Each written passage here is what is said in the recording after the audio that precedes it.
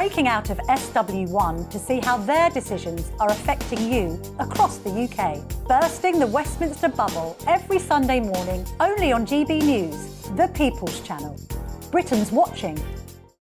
I'm Michael Portillo. Join me on GB News on a Sunday morning for topical discussion, debate, arts and culture, and sometimes even ethical dilemmas. I don't always agree with you, Michael. Michael Portillo, Sundays on GB News, the People's Channel, Britain's news channel. I'm Andrew Doyle. Join me at 7 o'clock every Sunday night for Free Speech Nation, the show where I tackle the week's biggest stories in politics and current affairs with the help of my two comedian panellists and a variety of special guests. Free Speech Nation, Sunday nights from 7 on GB News, the People's Channel, Britain's news channel.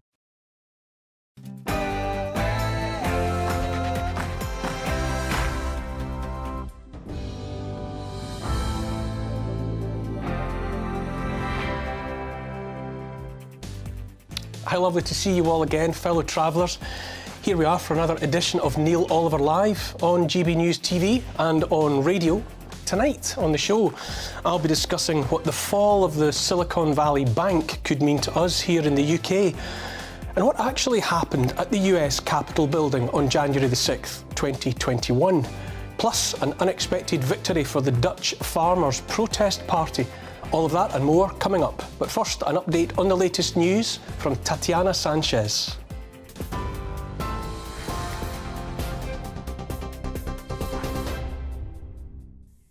Neil, thank you and good evening. This is the latest from the GB newsroom. The Home Secretary has defended a plan to send illegal migrants to Rwanda. That's as the government confirmed more than 200 people crossed the channel yesterday following 5 days of inactivity. Suella Braverman is in the Rwandan capital, Kigali, where she's been given a tour of a housing site which will provide long-term accommodation for refugees. She maintains the government's deportation policy, which has faced some criticism, will act as a powerful deterrent for those considering dangerous journeys in small boats. The Home Secretary also visited a training and education centre where she addressed some of the graduates. We are absolutely delighted and excited about our partnership with Rwanda to be creating a vibrant community here, to be a positive, secure, beautiful haven and home for many thousands of people. And I'm really excited about the contribution that these talented graduates will be making to the prosperity of Rwanda and the security of many, many people. Donald Trump says he expects to be arrested on Tuesday, and writing on his site, Truth Social, he called on his supporters to protest and take the nation back. The Manhattan District Attorney's Office is likely to bring charges against the former US president over an alleged hush money payment made to the adult film star Stormy Daniels in the run-up to the 2016 election. No former president has ever been criminally charged. Trump, who's been impeached twice, says the attorney's office is corrupt and highly political. The chair of Republican Overseas, Greg Swenson, says the move will not work. This is just another attempt at getting to Trump. You know, Trump derangement syndrome is alive and well, in spite of the fact that it's been, over 2 years since he was in office. So, look, a lot of these DAs especially the Southern New York, ran their campaigns with the slogan, "I'm going to get Trump." I don't think this will work. I think it will backfire ultimately. The SNP's chief executive has resigned with immediate effect. It follows reports Peter Murrell, who's also Nicola Sturgeon's husband, was facing the threat of a vote of no confidence following a row over the party's membership numbers. In a statement, he said while there was no intent to mislead, he accepts that has been the outcome. Michael Russell will oversee the operation of the SNP's headquarters in the interim. The RMT has warned passengers will face further rail misery unless the government offers new money in union negotiations. Thousands of its members at 14 train operators have walked out for the second time in 3 days. It resulted in widespread travel disruption across the country. The RMT General Secretary Mick Lynch says transport ministers need to follow the example of other government departments. We need a change. We need the government to make a change in attitude. There's a bit of that this week we've seen in the health service and maybe in the teachers' unions. The difference in those deals is that there are no conditions. It's new money, but our members are having to swallow or expected to swallow vast changes to their working conditions, and they're not prepared to do that in order to get a very modest, poor pay rise. Russia's President Vladimir Putin is visiting Crimea to mark the 9th anniversary of its annexation from Ukraine. Moscow seized the territory in 2014, 8 years before launching a full-scale invasion of Ukraine. Kyiv has vowed to expel Russia from Crimea and all of its occupied territories. A court hearing in Pakistan for the former Prime Minister Imran Khan has been cancelled following further clashes between his supporters and security forces. Khan was due to appear to face charges of corruption, but local reports claim he was unable to leave his vehicle due to chaotic scenes outside the court in Islamabad. He was able to mark his attendance before returning to his home in Lahore, which earlier was raided by police.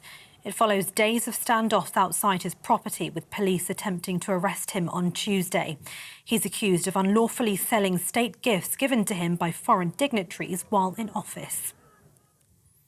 And Gary Lineker has returned to Match of the Day presenting after being taken off air last week for comments he made about the government's migration policy.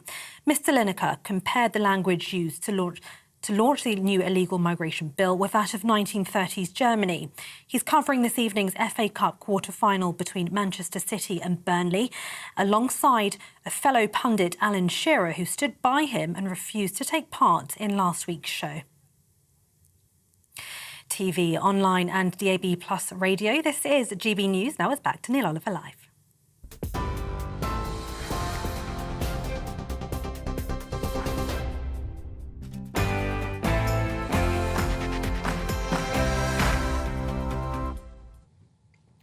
Less and less makes any sense to me.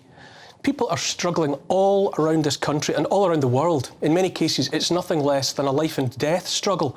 Talk about to be or not to be. For too many, that truly is the question. And those in positions of power, hypothetically in a position to help, are, on the contrary, making matters worse.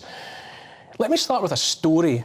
I won't identify the person in question because, unlike the technocrats and those others committed to doing away with the concept of personal privacy, I believe a person's financial transactions are their own business and no one else's. But last week, someone close to me, and whose word I trust 100%, went into the bank to withdraw a few £1,000s in cash. The teller started asking questions, specifically about what the money was for. The person close to me said that it was for a private family matter. The teller made plain that that was not a good enough answer.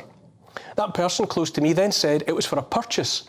The teller asked, and I'm not making this up, is that the truth? When told it was the truth, the teller then said, if we find out you're lying, we can block your account. Let me make clear that I am relating the experience of a law-abiding, tax-paying citizen who entered a high street bank branch with passport and other ID in hand, seeking to withdraw some hard-earned savings, only to be treated like a criminal. Let's remember that official policy now is zero trust, which is to say the institutions, banks included, have decided we the people are best treated as guilty of crime or crimes unknown until we prove to the satisfaction of those unaccountable institutions that we are innocent.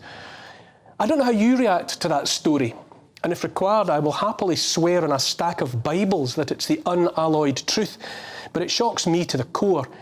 Remember when the idea of putting your money in a bank account was, first and foremost, about wanting the cash to be somewhere safe instead of in a shoebox under the bed? Remember when we maintained a simple trust in our high street banks? How young we were, how naive. Here and elsewhere, banks are teetering on the brink of ruin again, just like they did in 2008. The calamitous practices that made them teeter then, practices that would, if you or I had attempted anything similar, have put us in jail so fast our feet would never have touched the ground, were not even addressed, far less punished and stopped. Rather, their foundations, built on sand, were just shored up with more sand. Governments kicked the can down the road and no wrongdoer was ever held to account. Millions of Americans lost their homes that year, the same year that saw bankers get their bonuses as usual. Now the overburden of bad debt made of money created out of nowhere and lent over and over again, now all that debt that caused the trouble back then has been allowed to grow even bigger. Many are speculating that a final and catastrophic crash is coming for the banks, and maybe it is.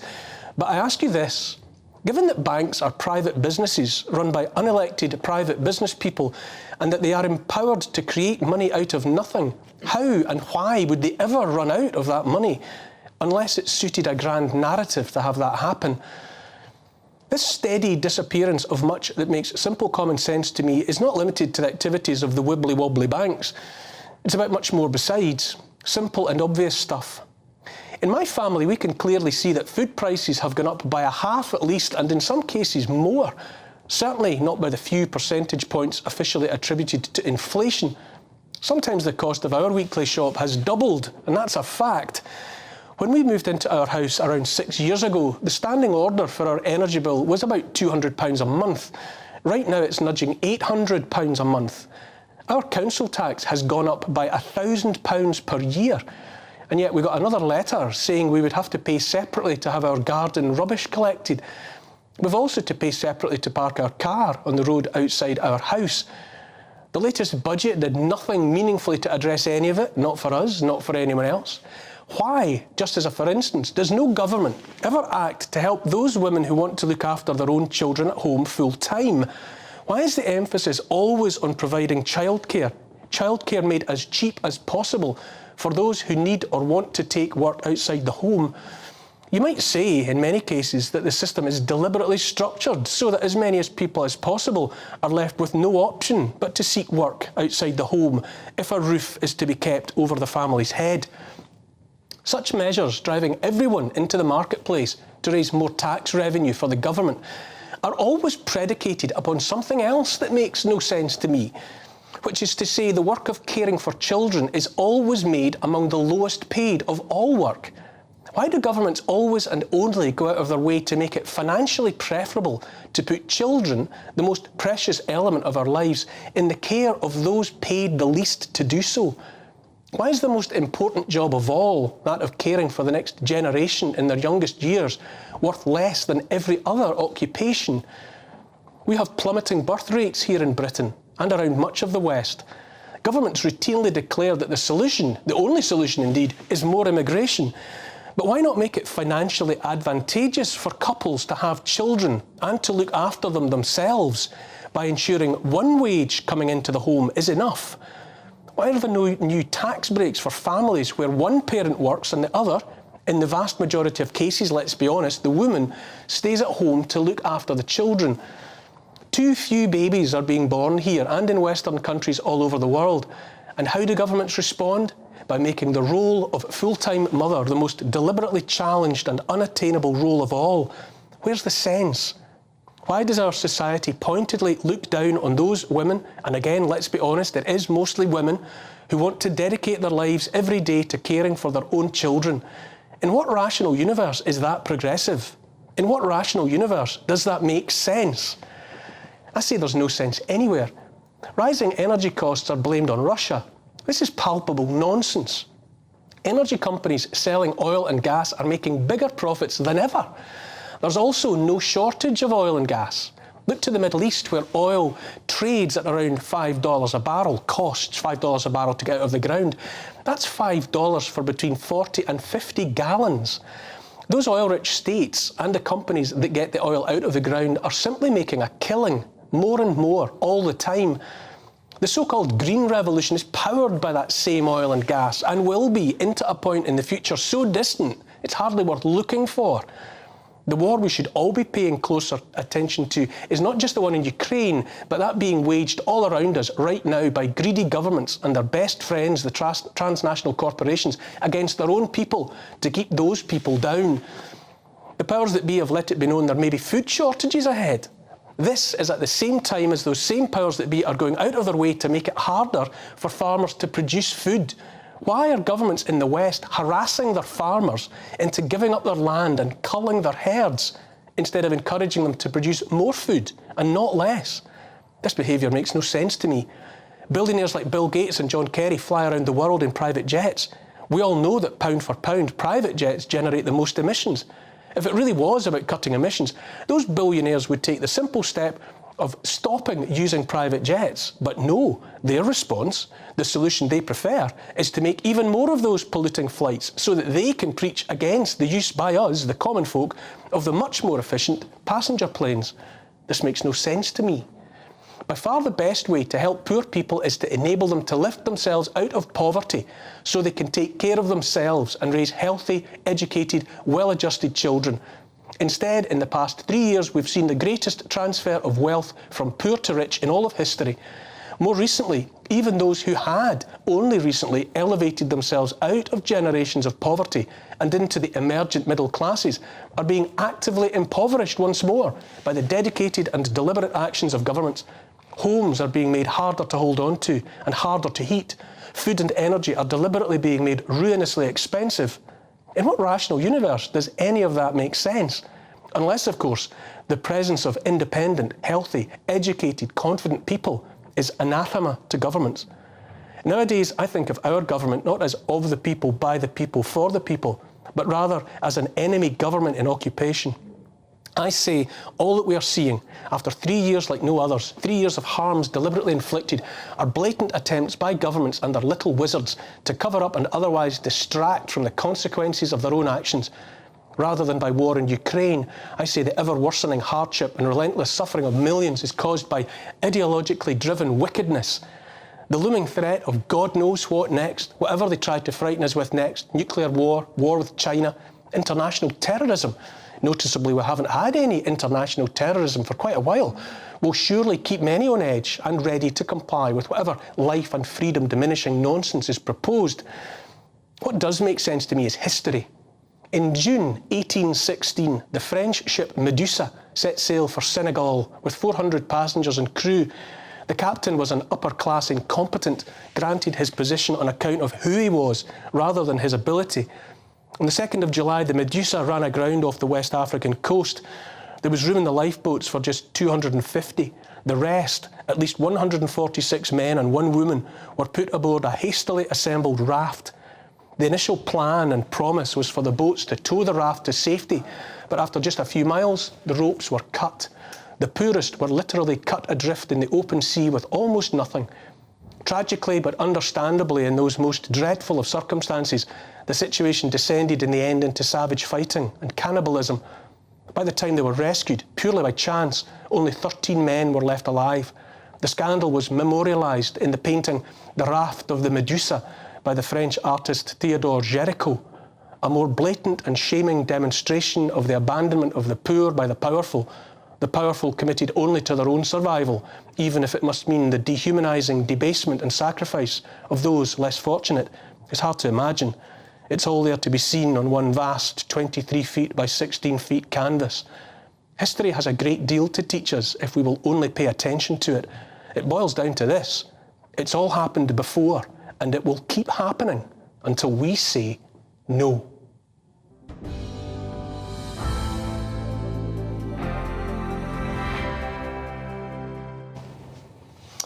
All of that's my opinion, of course, and you're free to disagree. Keep your tweets and emails coming throughout the show, and you can email me at gbviews@gbnews.uk. You can tweet me as well at gbnews. I'll try to get to your comments later in the show if there's time. Joining me tonight, senior member of the House of Lords, Lord Taylor of Warwick, and financial and business journalist Jasmine Birtles. Good evening and welcome to you both. Good evening.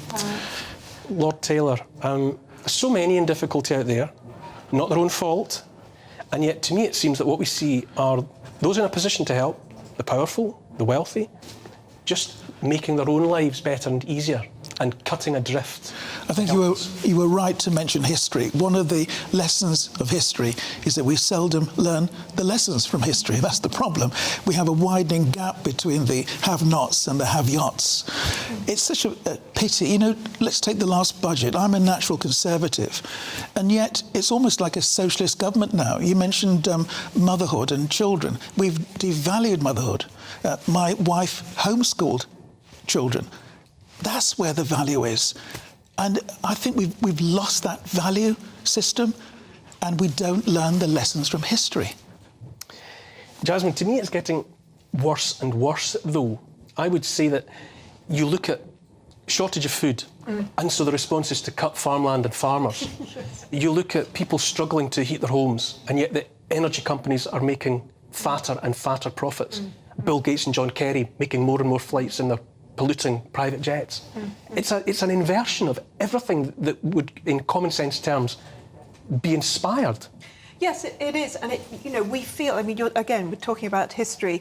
We feel like we've progressed, but actually, it's feeling rather like the Middle Ages. You know, as you were talking about the private jets, it makes me think of the Reformation. What tipped Martin Luther over into starting off the Reformation was the sale of indulgences, as you know. So if you bought an indulgence, if you were rich enough, you could carry on sinning and still get to heaven, apparently. Well, I think of that with the carbon offsets, and that's essentially, you know, what Bill Gates is saying. Oh, it's all right, I just buy loads and loads of carbon offsets so I can do what I like. Whereas ordinary people are right now being stopped from going down the road with these 15-minute cities. And as you say, just taking passenger jets, which are per person far, far less polluting. And the other thing about the pollution is, you know, I say pollution, the fact that only climate change is thought of, and that's a questionable concept anyway.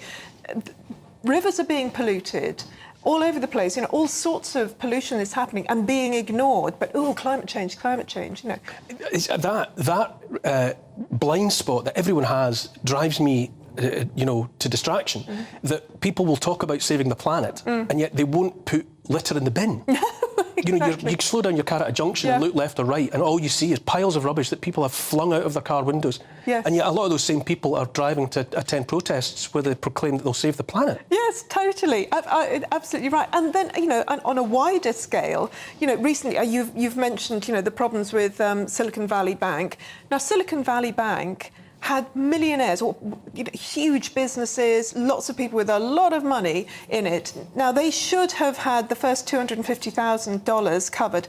Actually, they've all been told, oh, don't worry, we'll cover the whole lot. Whereas, at the same time, in East Palestine, Ohio, where you had absolutely horrendous... A community destroyed. Yeah, community destroyed. Pollution to the max, you know, poisoning, killing fish, killing animals.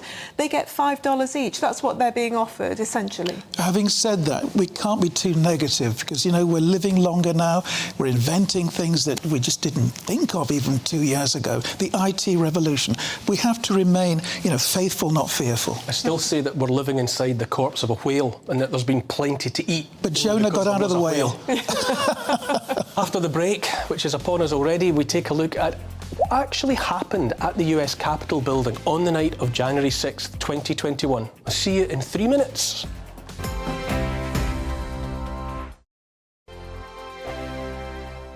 We are GB News, the People's Channel. And right across the United Kingdom. You can find us on Sky Channel 512. Virgin Media Channel 604. Freesat Channel 216. Freeview Channel 236. And YouView Channel 236. You can also take us with you on DAB Plus Radio. With the GB News app and at the website gbnews.uk. We're absolutely everywhere. Come join us on GB News, the People's Channel, Britain's news channel. Monday to Thursday, 9 p.m. till 11 p.m. Join me, Dan Wootton. I'll bring you the sharpest takes and hottest debates. Do you not believe in prisons? I don't believe in prisons. I'm completely stunned. I guarantee you there'll be no spin, no bias, no censorship. I actually was personally quite offended by it. And no reason to go to bed. So I guess they've always been quite woke. That's Dan Wootton tonight on TV, radio and online. Monday to Thursday from 9 p.m. till 11 p.m. on GB News. The People's Channel, Britain's news channel. Hello, I'm Michelle Dewberry, and you can join me every weekday 6 till 7 on Jubes and Kerr. You're an inspiration to us all. Click that bit up. Well, you are. That's my ringtone. My political ambitions those days are gone, I can tell you. She's only teasing. Go on. He's probably going to want to lay down now. I'll give him 2 minutes to have one. Let's respectfully disagree. That's what we like on Jubes and Kerr. Come and join us. GB News, the People's Channel. Michelle Dewberry, weekday evenings at 6 o'clock. I'm Simon Evans. Join me on GB News for Headliners at 11 p.m. What's the scoop? I'll be joined by two of the country's top comedians. That's right. As we take a look at tomorrow's newspapers tonight. We're going to get into trouble. If it's a big story, we'll be covering it. Spill some tea on him. There we go. But we'll also have some fun. I wouldn't stick up a bank.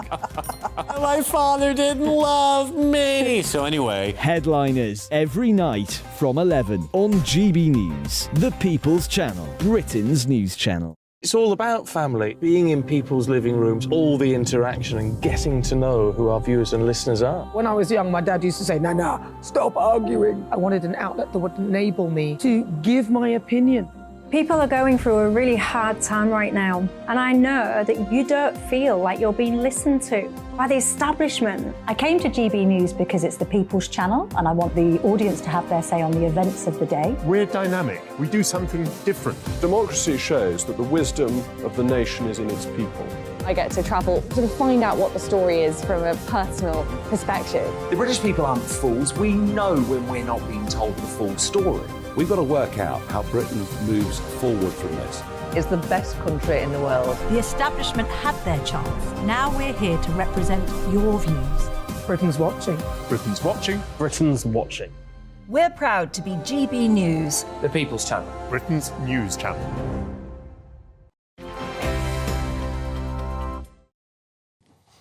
Thank goodness you're back to Neil Oliver Live.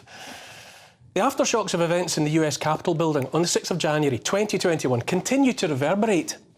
Most recently, Fox television host Tucker Carlson has broadcast clips from among 40,000 hours of security camera footage of the hours in question. While Carlson said the images do not show an insurrection in progress, but rather mostly peaceful chaos, the White House has reacted by condemning, quote, this false depiction of the unprecedented violent attack.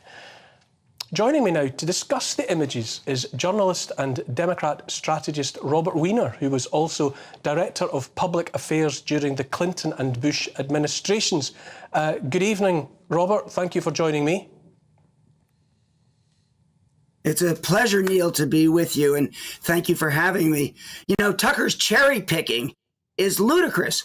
The Democrats in the entire country have had all of the clips showing the violence, which is a reason for 1,000 people being arrested, 150 convictions already, the most in history in any one political event in the United States' history. And so 5 Capitol Police dead as a result of this violence, and eyes gouged out, and heart attacks, and just a horrible situation for anyone who believes in democracy. So for Tucker Carlson to cherry pick those, the Democrats, you know, it's my old committee. Jim Jordan and Comer are chairs of my old committee, the House Government Operations Committee, now called House Government Oversight. I was there for 6.5 years. What we need to do is to have a war room, Neil. We need to have a war room and simply play the clips that the public has already seen. Everybody has seen these clips of the violence. We have to keep playing in response to Tucker. If I can just pick you up on some of what you said there. It is frequently said that 5 police officers were victims of the events, as though they were directly the victims of violence, died as a direct result. But is that accurate? I understand 4 were suicides in the aftermath, at some point after the events, and one of the officers died, but the medical officer's report said that he had died essentially of natural causes, not caused by any physical injury. You're going to pick at the fact that these guys had after-the-fact reactions to this horrible event that was the worst they've ever experienced in their lives. If you ever listen to their testimony, 5 were dead within a day. That's actually the fact.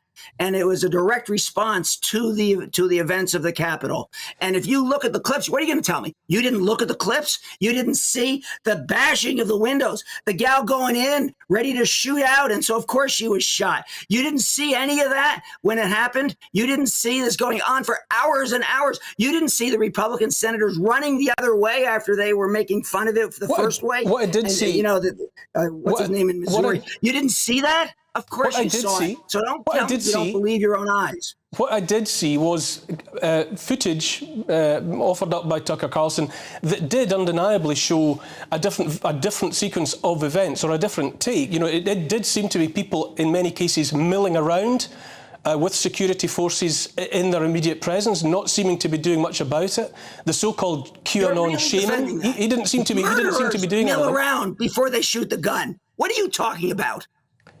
President Biden described the events as the greatest threat to democracy. I think I gotta say, you got your head in the sand if you're saying milling around those cherry-picked clips are the real deal. They are not the real deal. But anyone can pick versions of footage like that to reflect the point of view that they would like seen. President Biden described the events as the greatest. Bear with me, Robert. Bear with me. Aside from Mrs. Lincoln, how was the play? The rest of the play was great. President Biden described the events as the greatest threat to democracy in the US since the Civil War. Was that fair to say? Yes, because you have 150 Republicans still to this day that want to claim, I don't think they believe it, they're scamming the pollsters, but want to claim that the election was rigged, despite the fact that 64 judges, and all the Trump judges, by the way, are being disbarred now too, by the way, for making the cases, said there was no election rigging. Fannie Willis has the tape in Georgia. Find me 11,780 votes. And come on, guys, it's just one more than we need, and you can change the results. That's on tape from Trump. Fascinating testimony from you there, Robert Reid. Thank you very much for joining me this evening. Very illuminating. Thank you for that. I'm joined now by political commentator and author Glenn Beck for an alternative take. Good evening, Glenn Beck. Good to see you. I don't have an alternative take to that. I mean, that's the first I've heard that eyes were gouged out. I must say that was news to me also. That's not true. And you're exactly right about the 5 officers. I mean, look, I'm not here to defend the January 6th people, any of them. I was on the air 2 days before saying, do not go to the Capitol. Don't. Bad things will happen.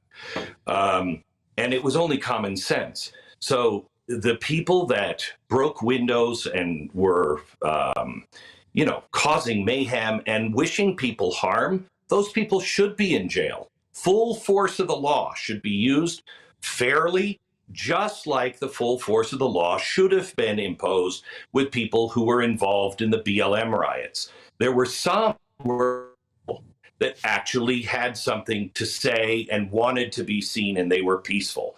Others burned the cities to the ground. The ones that were peaceful should have been let go and held as peaceful citizens, protesting as it's legal. The others should have gone to jail. There should not be a double standard here. This is the kind of insanity that, I don't even know this clown who you had on, but for the cry to be, we're only going to believe what we show you, and not, he even referenced the coward senator running. Well, if I take 10 seconds of showing him in the hallway running, and I leave out the 30 seconds before and the 30 seconds after, you can make the case that he was by himself running like a little girl. But if you open that up to show the whole thing on both sides, you see the senators were being told, get out, go. He wasn't alone. He was alone in those 4 seconds. Glenn, it's the story that won't go away, is it not? I think it's endlessly interesting that the reverberations keep on coming. Neil, I just adore you. I've been watching you, and just in your last segment, this is not left versus right anymore. This is people looking at the elites and saying, you're not reflecting my interest at all. This won't go away. And they've changed it from, and I've talked to Tucker several times about this off air. It was never about, is this peaceful or is this not peaceful? That's not the point. There were peaceful people there. But now they're trying to say, no, it was all this. That's not the argument. The argument is, why did this happen the way it did? There are several people that are believed to be FBI plants, like Ray Epps is one of them, who is on the most wanted list, who is seen in videotape after videotape organizing, encouraging, inciting. And he was taken off the wanted list and then excused. It seems, apart from anything else, Glenn, it seems to me that we seem to skip over the fact that it's 40,000 hours of footage. And it's, yes. It's relatively brief segments that have been shown by either side. True objectivity would depend, would it not, almost on seeing what's on the rest of the 40,000 hours of footage before you could say categorically whether it was a depiction of violence or peace or not. Sure, and he is saying, you're just good. How was the rest of the play, Mrs. Lincoln? It was fine. Well, if we had videotape of the hallway, of the presidential box, of the stage door, of the bar next door, of the alleyway, we'd be able to see that Booth was not alone. We'd be able to see how that all happened. We'd be able to see, did somebody leave that door open, or was that propped open for them? How did this whole thing happen? What he's asking you to say is just look at the presidential box, see what happened? No, there's more to the story. And this is so, I don't recognize my country anymore, Neil. And it kills me to say that. I love my country. I don't think that we're exceptional because we're better than everybody else. We're exceptional because we've had an idea, and a lot of those ideas came from Scotland. We have an idea of being free and judging people not by their titles or their position or their money. That's all going away. America is being lost, and the world should tremble. You shouldn't tremble. You're losing the America that you've known maybe for the last 20 years, because we are not America. I don't know who we are, but our ideals, our Declaration of Independence, that all men are created equal and that they all have rights, and we should justice should be blind. Justice isn't blind here anymore. I'm simply fascinated, Glenn, listening to Rob Weiner and then listening to you. The contrast between the two accounts would seem to suggest that it's an incomplete story so far, and that a complete version of events is yet to be told. And I do find it challenging that any reporter, be it Tucker Carlson or anybody else, is being described by the White House as as lacking all credibility, and that you should be off air. I find that a very strange take. We are in deep trouble in America. The deep state has, and the World Economic Forum, all of this stuff that you are very well aware of, is alive and very well and destroying about 70% of the American population, calling them terrorists. Glenn, I'm going to have to go to a break here on this side of the Atlantic. It's a pleasure to see you. We'll pick up this conversation at another time and hear more about it. Thank you, Glenn Beck. Thank you. God bless. After the break, Liam Halligan joins me as we discuss what the fall of the Silicon Valley Bank could mean to us here in the UK. See you in 3 minutes.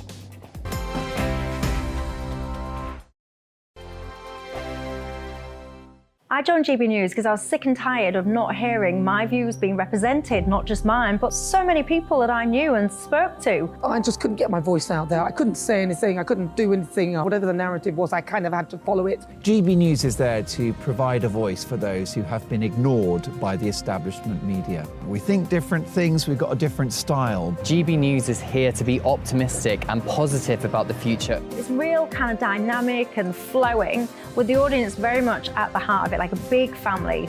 Here at GB News, we talk about the things that matter to you. Hearing the voices from right across our towns and cities, especially our towns. All sides of the argument represented with a heavy dose of opinion. We're on a mission here to make a difference. And the GB News family really is here for you, and whatever time of day you can watch or listen. Britain's watching. Britain's watching. We're proud to be GB News. The People's Channel. Britain's news channel. Westminster is going around in ever-decreasing circles, followed by the media. Britain is broken. How on earth did we get into this mess? But more importantly, how do we get out of it? Join me at 7 p.m, Mondays to Thursdays on Farage, here on GB News. We will have open, rational debate. We've got to work out how Britain moves forward from this. Join us here on GB News, the People's Channel. Britain is watching. You've probably seen politicians interviewed 1,000 times, but we do it differently. We find out who they really are, we don't shout, we chat, and hopefully we bring a bit of light, not just heat. Did you know Kate Moss? Apparently. Do you have a pair of jeans or a pair of jeans? No, of course I don't. What would I do with them? My friends are like, oh my God, what's she doing now? Join me every Sunday at 6 for Gloria Meets, only on GB News, the People's Channel, Britain's news channel. I'm Jacob Rees-Mogg, the Member of Parliament for North East Somerset and a former government minister. For years, I've walked the corridors of power in both Westminster and the City of London. I campaigned in the largest democratic vote in our island story. I know this country has so much to be proud of. We need to have the arguments, the discussions on how we make it better. The wisdom of the nation is in its people. Vox Populi, Vox Dei. That's why I'm joining the People's Channel. Join me Monday to Thursday at 8 p.m. on GB News, Britain's news channel. I'm Mark White. As GB News Home and Security Editor, I cover those key issues that are so important to you. Our authorities, our communities doing all they can to combat violent crime. With the public services under unbearable strain, why are we still failing to control our borders? Defence, the first priority of any government, has been continually hollowed out. Can we trust our politicians to protect the armed forces? Join me, Mark White, on GB News.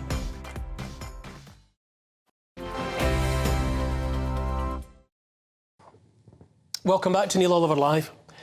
Is another financial crash about to sweep the world? That's the question many are asking in the wake of recent bank collapses, including Silicon Valley Bank, then New York's Signature Bank, followed by the Swiss National Bank having to step in to save lending giant Credit Suisse. All the usual suspects have stepped up to say all's well, nothing to see here. But just what's going on? Joining me now to contemplate what might happen next is GB News' own economist Liam Halligan. Good evening, Liam. Evening, Neil. What happened to the banks, Liam? And is it just a wobble, or is it the beginning of the end? It's certainly a wobble, Neil. This is the most serious wobble to the global financial system, not so much since the 2008 financial crisis, but since the 2011-12 Eurozone crisis. You'll remember that, when the euro was in genuine danger of breaking up. That sent shockwaves across the global financial system. It's a combination of things, Neil. The global economy was absolutely hammered by lockdown, an unprecedented fall in GDP, gross domestic product, in countries across the world. Then on top of that, you had the huge shock of war in Ukraine, which has roiled global commodity markets, led to big spikes in the price of gas and oil, which remain hugely important to the global economy. Supply chains shattered across the world, food prices spiking, big inflation, the most serious inflation in 40 years in both the US, the UK, and across mainland Europe. And then the third big thing is that in response to that inflation, central banks around the world, not least the mighty US Federal Reserve and our own Bank of England, have rapidly raised interest rates. They were slow out of the blocks, particularly the Bank of England. They kept saying inflation, don't worry about it, it's going to be transitory. The people warning about it are talking nonsense. Well, of course, we weren't talking nonsense, Neil. We've had 10 increases in interest rates in a row in the UK, from half a percentage point at the start of last year to 4% now. There could be more to come. And all these things have seriously spooked global financial markets, and particularly certain types of banks that invested heavily in government bonds. And when those government bonds interest rates go up, the value of those government bonds falls, the bank's balance sheets look a lot weaker, all those things, and then an increasing suspicion among investors, among traders, and particularly among commentators, that those regulations that were put in place after the last seismic collapse in our banking system in 2008, which rocked the world economy. Many businesses, livelihoods have yet to recover from that. Yep. Was the regulation that was put in place after that Wall Street crash style reversal in global fortunes, Neil, was that regulation really all that good? Or was it watered down behind the scenes by powerful financial vested interests? Yep. It seems it may have been the latter. I've got Jasmine Birtles here with me as well. Jasmine, how do you react to what Liam is saying? What's your take on say, Silicon Valley Bank, Credit Suisse? Yes, well, I agree with everything Liam says, but I would add that we are looking at a time where, for example, the FCA, the Financial Conduct Authority, has told us that it's not a good idea to have more than £10,000 in our bank accounts. Now, we are covered up to £85,000 by the Financial Services Compensation Scheme, but it's interesting that the FCA is saying, it's probably not great to have more than £10,000. I mean, they're saying you should go and, invest it elsewhere, quite right. But, I think a lot of people are wondering now. I mean, you mentioned in your monologue about banks asking what you're doing with your money. Why are you taking your money out and what are you wanting to do with it? I know quite a lot more people who are using cash now because they're not keen on using the digital. But there's a lot of people who are concerned. In life generally, if you fail to plan, you plan to fail. So I want to know, yes, there's regulation, but what about the regulators? What does Liam have to say about them? Were they asleep at the wheel? I think the post-2008 regulation was drastically watered down. It wasn't nearly as ambitious as it should have been. It took over a decade to implement some of the UK's main regulations, splitting up domestic regular banks, high street banks, the kind of banks used by ordinary firms and households, where deposits are guaranteed up to a certain point, splitting them up from the investment banks that do the high rolling, high risk, massively leveraged investments, investment, the impact of which is magnified by the use of huge debt. Those two things must surely be split. But in many parts of the UK banking system and the US banking system, they're still together.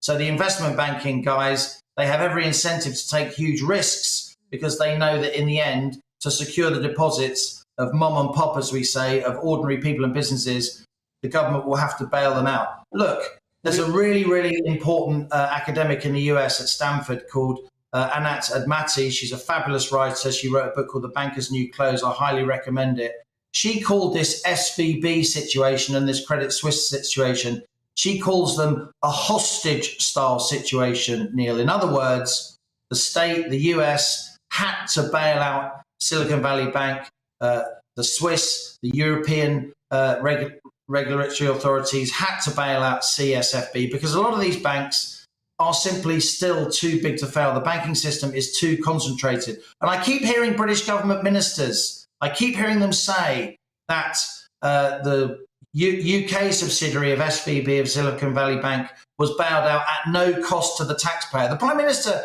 he rolled it out in his list of recent achievements. That's nonsense. There is taxpayer involvement in the bailout of that bank, not least because the investors in that bank and the bank itself, their investments have been redeemed. They've been made whole, as they say, at par. So there is certainly central bank funding involved in the bailouts that are going on at the moment. And in the end, that will turn into government funding, or it could very easily. So it's not right to say that taxpayers aren't on the hook for this. And I worry, we had a huge collapse in 2008. We had a near miss in 2011. We've just had a lockdown. Increasingly, people are asking, was that really the right thing to do? If there's another banking collapse soon, I worry that a lot of ordinary folk are going to lose faith in our political... Absolutely, Liam. Absolutely. I'm going to have to jump in there, Liam, because I'm just... losing faith in all the clever people who are meant to make all this complex stuff work.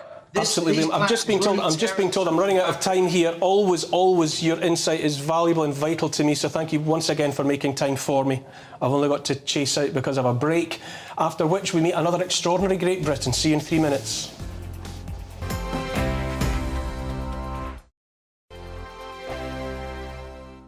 Monday to Thursday nights on GB News. At 6, it's Dubes & Co. 7 o'clock, Farage. At 8, join Jacob Rees-Mogg. And at 9, Dan Wootton Tonight, followed by Headliners. On TV, radio and online. This is GB News. First and foremost, I'm a GB News fan, and I was before I was working here. Just love the fact that we're asking the questions that a lot of establishment media won't ask. With a bit of a twist, we not only want to inform you, but we want to keep you entertained. It's worth the drive because you get in and the team's all ready and waiting, they're itching to go, and it's a proper little family. GB News is the People's Channel. It's the audience that makes the programme sing. We're giving our viewers and our listeners a voice. I see the thousands of your letters, tweets, emails, you name it, coming in. Britain is broken. How on earth did we get into this mess? But more importantly, how do we get out of it? The establishment had their chance. Now we're here to represent you. It's time for something different. It's time for GB News. I'm very patriotic. I believe in Britain. Our best days lie ahead. Britain's watching. Britain's watching. Join us here on GB News. The People's Channel. Britain's news channel. Join me, Patrick Christie's Monday to Friday, 3 till 6. We tackle the day's news agenda like you've never seen before. It's high tempo, high octane, the most controversial topics, and the best guests. You will not be able to take your eyes and ears off it. I'm not afraid to ask the questions that you really want answered. 3 till 6 p.m, Monday to Friday on GB News, the People's Channel, Britain's news channel. GB News has its own late-night paper preview show, Headliners, where comedians take you through the next day's top news stories. You don't have to bother reading the newspaper, we've got it covered for you. Headliners, every night at 11 p.m, and repeated every morning at 5 a.m. We won't send you to sleep like some of the other paper review shows out there. GB News, the People's Channel, Britain's news channel. Join me, Camilla Tominey, on Sunday mornings from 9:30, taking the politicians to task and breaking out of SW1 to see how their decisions are affecting you across the UK. Bursting the Westminster bubble every Sunday morning, only on GB News, the People's Channel. Britain's watching. I'm Michael Portillo. Join me on GB News on a Sunday morning for topical discussion, debate, arts and culture, and sometimes even some ethical dilemmas. I don't always agree with you, Michael.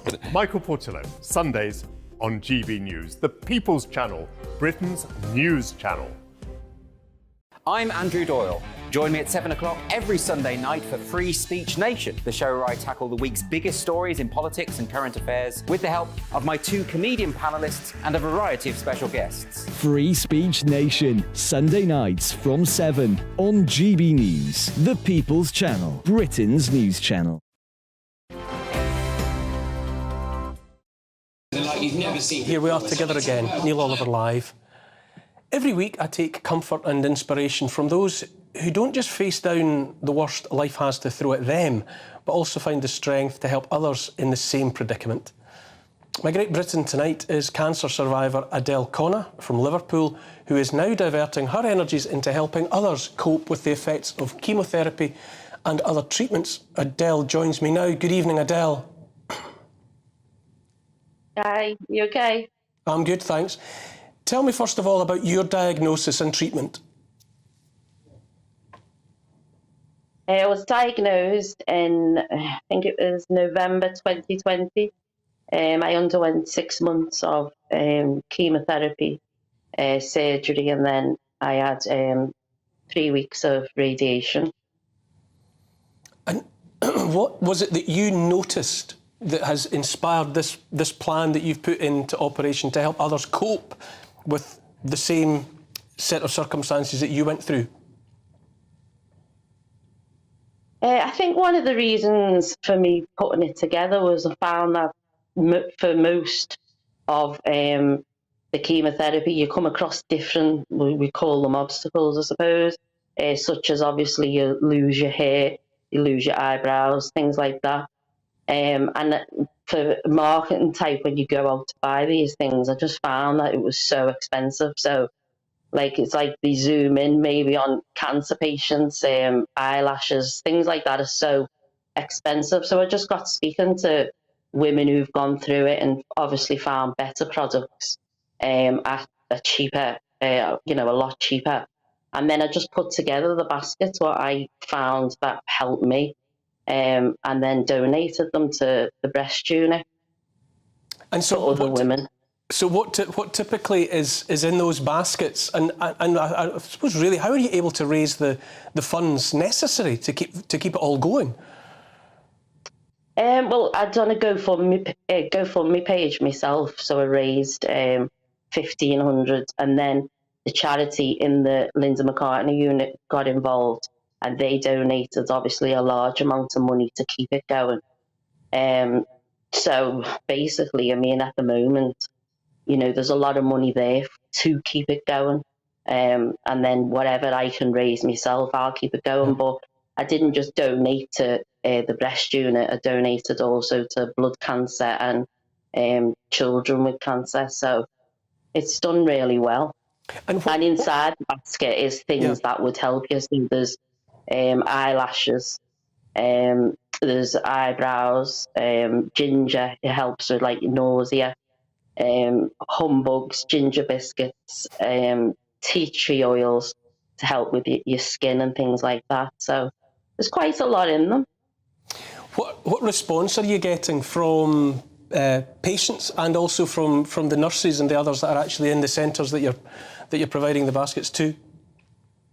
I've had really, really good feedback, to be honest with you. I've had a lot of, you know, thank yous and things like that. And they've helped people. They've actually, you know, people have said how much the baskets have helped them. And, you know, it's everything that'll help them to even like regrowth of their eyelashes and things like that. So it's had really good feedback. I'm really, really proud. Yeah. How does it? How has this project, the energy that you've been expending, how does it make you feel? Is it part of helping you and your positivity and your comeback, I suppose? Yeah, it definitely helps. I mean, to make good out of the bad situation. You know, my mum's always told me you can make good of anything, and I think that's one of the reasons that I've liked doing it. And you know, I'll do all I can to help anyone going through chemotherapy. It's not, you know, obviously just women, it's men as well, children. So, you know, it makes me feel better that something good has come out of it. And is it something that you're going to continue with? You know, have you embarked on a new phase? Are you going to be active in this way in helping your fellow travellers? Well, at the moment, I go into the Linda McCartney once a month and make the baskets, obviously because they can't have loads there. So we do it at the moment, you know, on a monthly basis. But I haven't really thought too much into, you know, how I will progress with it. Or it's just more about, you know, the funding and things like that. We'll just do it until the funding runs out. And, you know, maybe I'll sell them at a lower rate. Of what's out there. Adele Connor, you're an absolute inspiration. Definitely a Great Britain. Thank you for joining me. Thank you. Coming up, we'll be discussing Scotland's future. See you in 3 minutes.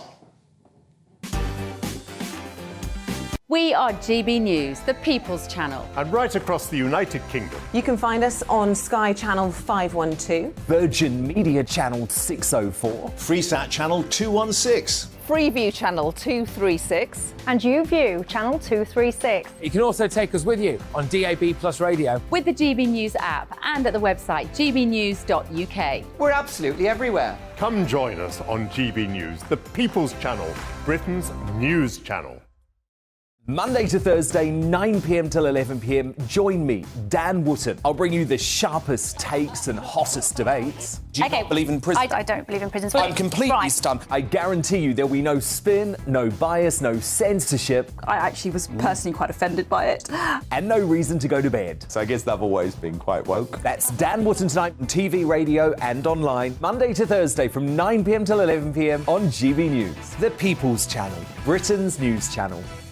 Hello, I'm Michelle Dewberry, and you can join me every weekday 6 till 7 on Dubes and Kerr. You're an inspiration to us all. Clip that bit off. Well, you are. That's my ringtone. My political ambitions those days are gone, I can tell you. She's only teasing. Go on. He's probably going to want to lay down now. I'll give him 2 minutes to have one. Let's respectfully disagree. That's what we like on Dubes and Kerr. Come and join us. GB News, the People's Channel.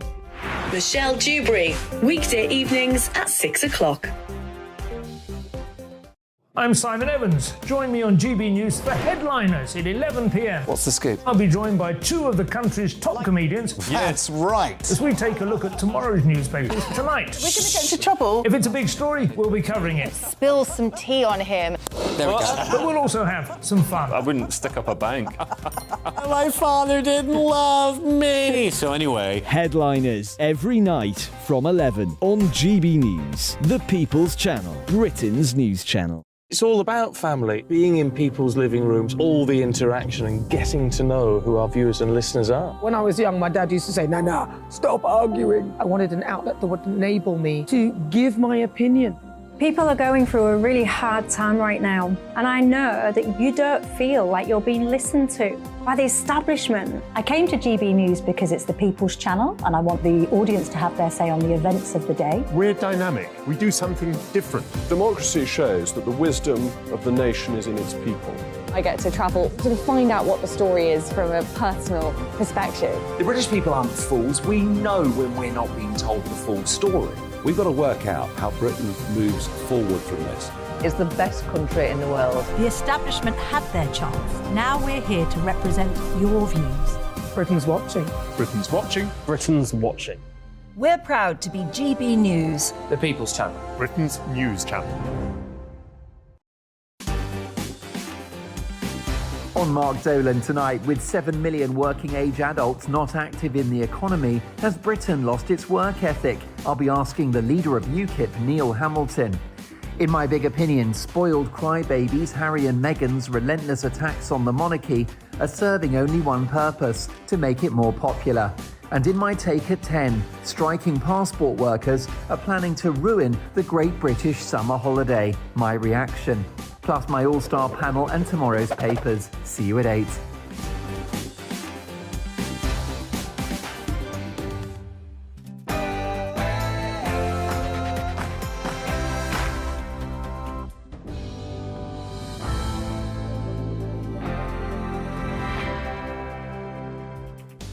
Hello again, welcome back to Neil Oliver Live on GB News TV and on radio.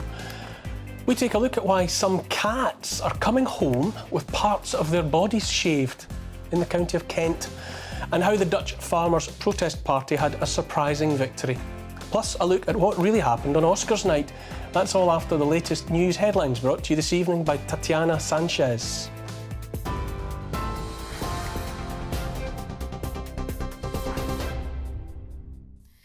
Neil, thank you and good evening. This is the latest from the GB newsroom. The Home Secretary has defended a plan to send illegal migrants to Rwanda. That's as the government confirmed more than 200 people crossed the channel yesterday, following 5 days of inactivity. Suella Braverman is in the Rwandan capital, Kigali, where she's been given a tour of a housing site which will provide long-term accommodation for refugees. She maintains the government's deportation policy, which has faced criticism, will act as a powerful deterrent for those considering dangerous journeys in small boats. The Home Secretary also visited a training and education centre where she addressed some of the graduates. We are absolutely delighted and excited about our partnership with Rwanda to be creating a vibrant community here, to be a positive, secure, beautiful haven and home for many thousands of people. And I'm really excited about the contribution that these talented graduates will be making to the prosperity of Rwanda and the security of many, many people.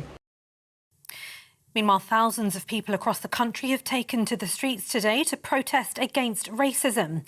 The demonstrations have been partly organised in response to the government's illegal migration bill.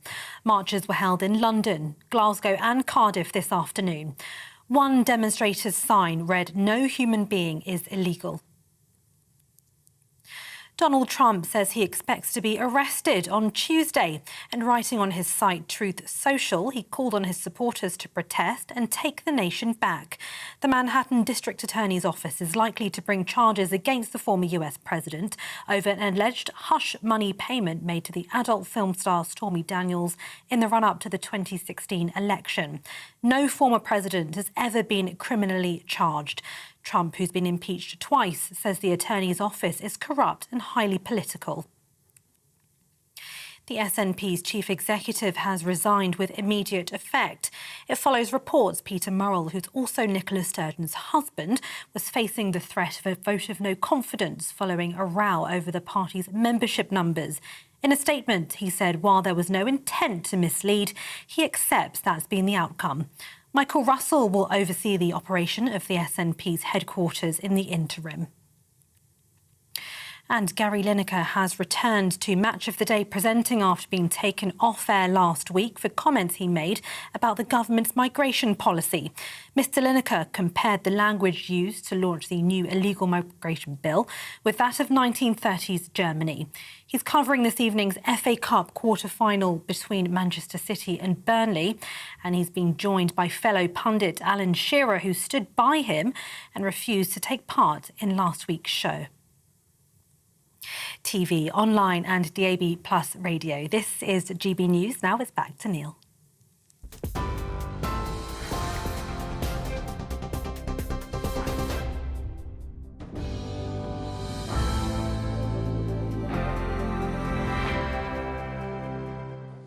Thank you, Tatiana. Now, the announcement of Nicola Sturgeon's successor as leader of the Scottish National Party is just over a week away. But as recently as last week, two of the candidates for the role had to take the step of writing to the party's chief executive to demand a fair and transparent vote on the matter. One commentator suggested, and I quote, "The SNP's instinctive paranoia is finally devouring the party from the inside out." Joining me to rate the party's performance in the run-up to a moment of destiny are former SNP councillor Austin Sheridan and former SNP member and friend of the show, Lieutenant Colonel Stuart Crawford. Good evening to you both, gentlemen. Good evening, Neil. Austin, I'll start with you first of all, if I may. Why the disinclination on the part of Chief Executive Peter Murrell to confirm the number of members the party has? Surely that's information that's vital to candidates in an election race. Yes, Neil, every single candidate, not just two of them, but every candidate did ask for the membership numbers to be published. Two of them wrote to Peter Murrell, however. It's actually up to the National Executive Committee to release that information. Our National Secretary, Lord Finn. Then there was a vote at our National Executive Committee and those numbers were released. I do agree, however, that fundamentally the candidates should have been told the size of the electorate of the leadership election. It seems to me like it was a bit of an own goal on our part, unfortunate, but I did support the numbers being released as well, and I'm glad that they were. What I find very unfortunate was that the head of press, Murray, in the Scottish Parliament, then found himself in an untenable position when he was asked to report on numbers that weren't accurate. That should never have happened. I think it's deeply sad that he felt he had to resign. And Peter Murrell's put in a power of work, being our chief executive since 1999. However, I think that after what happened, it was only correct that he did tender his resignation. The figures released, Austin, the figures finally released revealed a 40% fall in membership. It's not a ringing endorsement of the popularity of Ms Sturgeon or the SNP, is it? Yeah, I mean, the SNP had a massive boom of members joining up in 2014-2015 year. And then what happened is after that, over years, numbers did deplete. My understanding is that, looking at social media, that many members didn't realise that their memberships had lapsed and they have rejoined the party. One of the other key things that we should know about the figure that was released is the figure over 72,000 members. Those are figures that are eligible to vote in the leadership election. They do not count people that joined the day after Nicola Sturgeon resigned. So the number of SNP members may actually be higher, and I would suspect it would be higher now because I've seen many people rejoining the party, and I would support the voluntary publication of membership on a regular basis, and I believe that every single leadership candidate has committed to that, and I think that transparency and openness is always key in democracy, and we should be able to publish our membership figures on a regular basis, and that would resolve any of these issues moving forward. Here's to transparency and democracy, absolutely. Lieutenant Colonel Stuart Crawford, a former member of the SNP, may I ask you why and when you left the party? Yes, indeed. I joined the party in 1998 when I was still a serving army officer, and I went on what was known then as the party's confidential list, held at party headquarters. And that list was full of people like myself who were in positions of public service where participation in the SNP was frowned upon. And so it was a confidential list. But I then left the army, campaigned for the SNP, became their junior defence spokesman for the blink of an eye, to be honest, and then left in 2002. And I left in 2002 for a variety of reasons. But one of the reasons was that I didn't feel that as a sort of, shall we say, fortunate, privately educated, middle-class Glasgow boy with kids at private school, I was a bit a fish out of water at that time. Of course, things may have changed now. And Stuart, who would be your choice of leader? Were you in a position to affect that? I mean, there's a difficult question. I have already called the result of the leadership election, and I called it before all the current shenanigans and resignations happened. But my perception is that although Humza Yousaf is the, if you like, the establishment continuity candidate, he'll not get sufficient votes at the first round of voting. In other words, he won't go over 50% of the votes. And it will go to a second round. Ash Regan, who is the, if you like, the third candidate, will probably drop off at that point. And then her second preference votes under the single transferable vote proportional representation methodology of voting will probably, the bulk of them will go to Kate Forbes. And on that basis, Kate Forbes will probably take the leadership by a whisker, I would say. I don't think it's not a done deal by any stretch of the imagination. Thank you, Stuart. Austin, what would be your prediction? What are you saying? Who are you backing? Yeah, I'm backing Humza Yousaf to be the next leader of the SNP. Humza is the only candidate that is committed to equality and keeping in line with the progressive policies at the heart of government that have seen the SNP win election after election.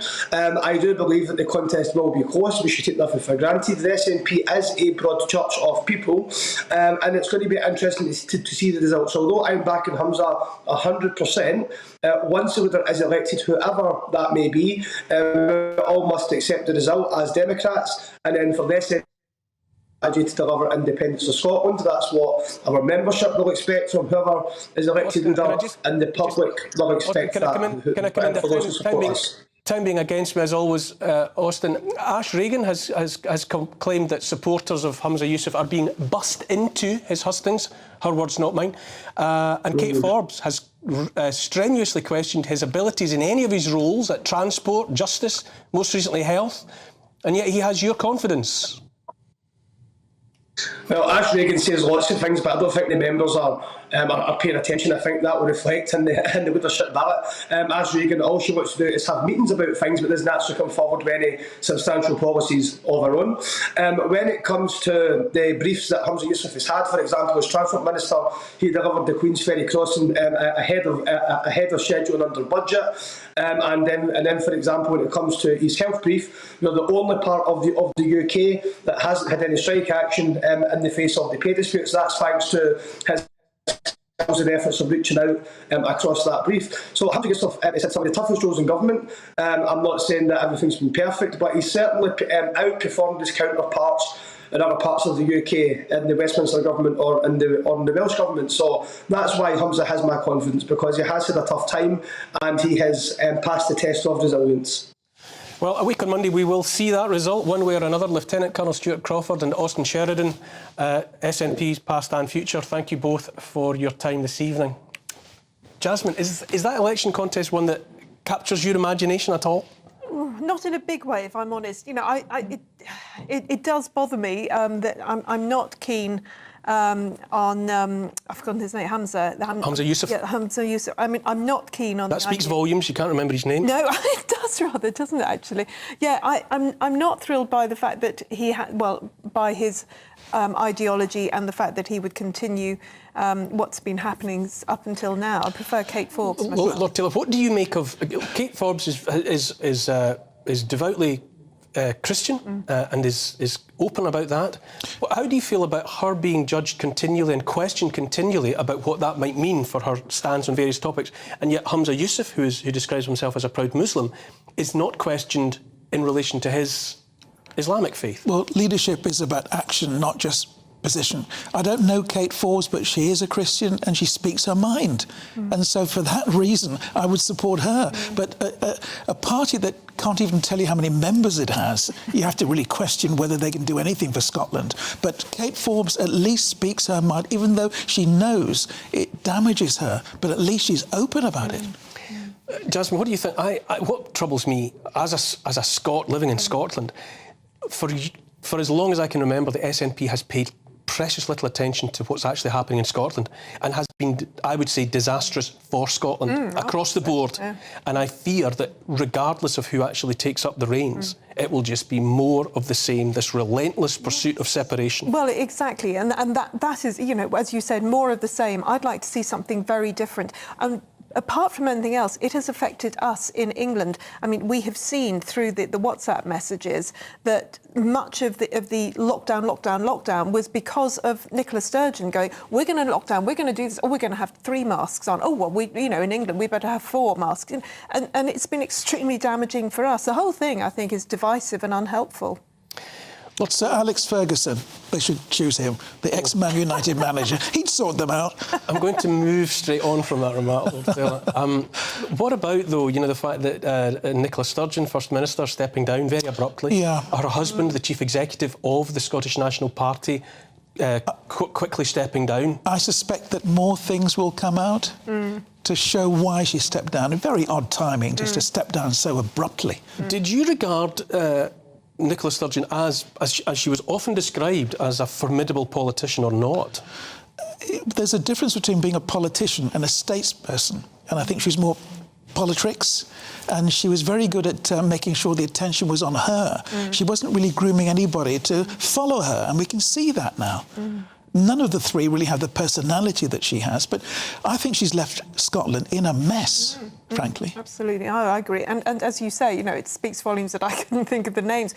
And what about Ash Regan? Are you aware of her existence prior to her stepping down over the gender reform bill debacle? No, frankly, I wasn't, not particularly. And you know, it makes you guys make a very good point that it was a very sudden stepping down of Nicola Sturgeon and her husband. Came very quickly, of course, after Jacinta Ardern. You know, you almost wonder if they'd been chatting on the phone, going, "Oh, I'm sick of this," you know, for some reason. And you're wondering who's going to be next. We haven't had anybody recently, but you know, some people have been suggested. I very much doubt that Jacinta Ardern had Nicola Sturgeon's phone number ready to hand, and would probably have had to Google it. That's true. We're on top of another break now, after which we'll be discussing the phantom cat shaver harassing the pets of Kent. See you in 3.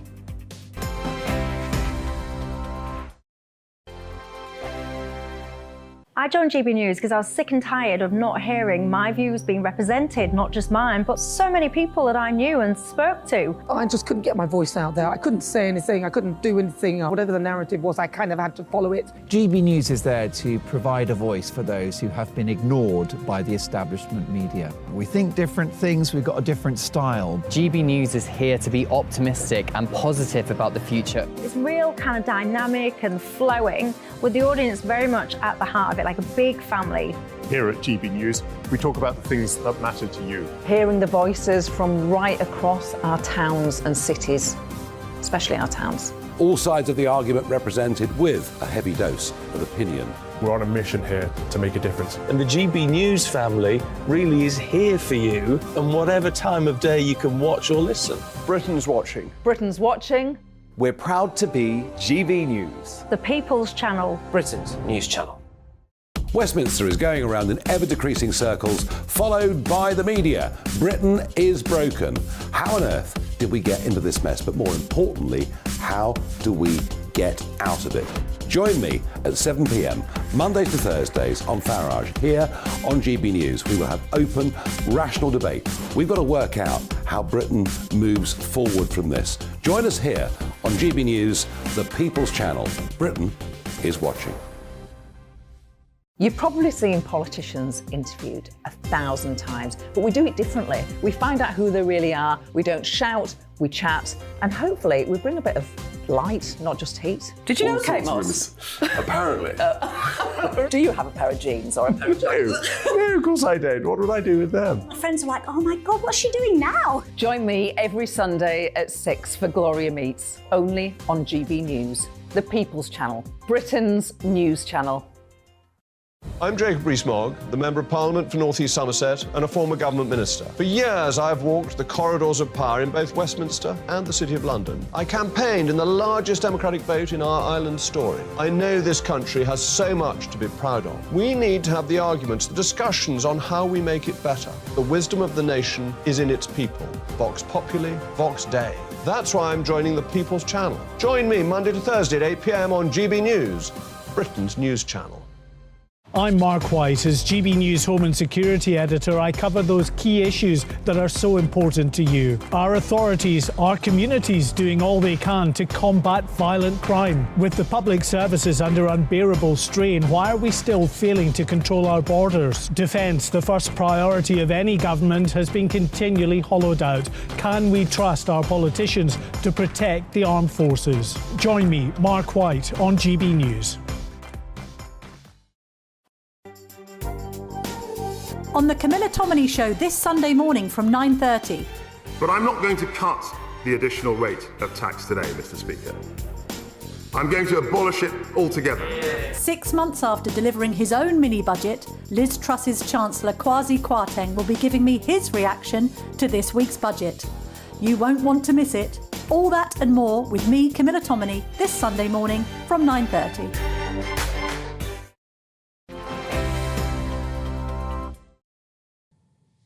Welcome back, and no one can accuse me of not covering a broad range of topics, as will swiftly be evidenced. Cat owners in Kent are reporting a mystery attacker targeting their pets and shaving off their fur. The bizarre incidents have been being reported since before Christmas and are occurring in such numbers that a map of Kent centred on the Medway area is having to be updated daily. Joining me to provide more details is Natasha McPhee from pets charity Animals Lost and Found. Good evening, Natasha. This, I have to say, is truly bizarre. What goes on in some people's heads? Honestly, I have no idea, Neil. It's very bizarre indeed. We've come across cases where people have killed cats before, and we've dealt with those. But this is something entirely different. It's not normal behaviour, put it that way. How many attacks are? I mean, I've obviously made it plain that there's several cases. How many have there been since before Christmas? There's been over 30 cases that we've counted. Some that we've had to discount because we're not entirely sure if it was an attack or not. But yeah, there's definitely been over 30 cases so far. I mean, it's an unanswerable question in a sense, but I feel duty bound to ask: is it one person, do we think, or is it a gang? In all honesty, I have no idea. I can't even answer that question myself. It's in such a broad place, different places all over the place, but there are numerous ones where they're quite concentrated. So I could potentially say that one person's doing these ones, but in all honesty, they're scattered everywhere. What effect does it have on the animals? I mean, are any of them wounded as a result of what's happening to them, or is it just as the trauma of abuse? I think the trauma itself is worse than just the shaving. Obviously, a few cats have come back with a few scrapes. It looks like it's been done with an electric shaver. And that's what I'm putting it down to, as an electric shaver that's actually being used. The cats themselves, some of them are that traumatised that they're having to be taken to the vets on numerous occasions because they're holding their urine. They're not going to the toilet because they're so scared. Some of the owners are completely distraught because they can't get near their own cat for a cuddle, when in fact the cat was the most cuddliest cat ever before. And I suppose, you know, a cat always strikes me. I'm more of a dog person myself, but I'm perfectly fond of cats. And I imagine cats carry themselves with a degree of dignity, born of pride in their appearance. But I presume that a partially shaven cat does not feel good about him or herself. Well, no. I don't know if you've ever had your chest whacked there, Neil, but no, let me when the be hair clear. grows back, Let me be it's clear. itchy. It does grow back itchy, so it's itchy for the cat. Cats are very autistic in nature, so they like their routine. So if they're constantly cleaning one area, it becomes a habit for them to constantly groom that area. And when cats are stressed, sometimes they overgroom themselves as well, which then causes sores, which then causes more problems with the skin, which then the owners have to get into the vets again. Jasmine, are you a cat or a dog person? Do you know, I am a both. I love dogs, but I also love cats, like you. You know, and I just think. I mean, it's of course, you know, you're tempted to find this something, you know, light, but really, when you get down into it, I mean, this is a traumatic event for a much loved family pet. Yeah, and you do, as you say, you do wonder what's going through the mind of the person or persons doing that. It's like, come on, you know, find yourself something a bit more positive. Lord Taylor, what goes on in people's heads? I ask again. Very strange. I'm more of a dog person, and I'm not trying to belittle it, but this is an important issue that shouldn't be delayed. In fact, it should not be deferred. Don't go there. I'm sorry. I can only apologise, Natasha. What can I say? Are you getting any help from the police? I know that, you know, the police are barely turning up for serious crime. Are you getting cooperation from the local constabulary? Well, of course, they will log these reports. The RSPCA will log these reports, but without the physical proof or evidence, there's nothing they can go on. And this is why we've taken it upon ourselves to log these as much as we can and evidence as much as we can. But without physical proof, someone standing there with a shaver on camera, there's nothing you can do. I mean, I put it down to, obviously, some people like dogs, some people like cats, some people like rats. But some of these animals are people's children. They live for their animals. You know, last week, Natasha, I don't know if you're aware, I covered a story last week about a Staffy cross dog who had been neglected to the point where the claws on his paws had twisted, turned back in and grown into the soft pads of his flesh, to the extent that despite efforts by vets, that he had to be put down. He had to be destroyed. It never fails to disappoint me how we ought to be judged to some extent by how we treat the most vulnerable, i.e. our children and dumb animals. And the mistreatment of cats and dogs is beyond the pale for me. Yeah, you can always tell someone's character by how they treat animals, and whether they like the animal or not. I used to be a massive dog lover, but learning more about cats, you learn how complex they actually are.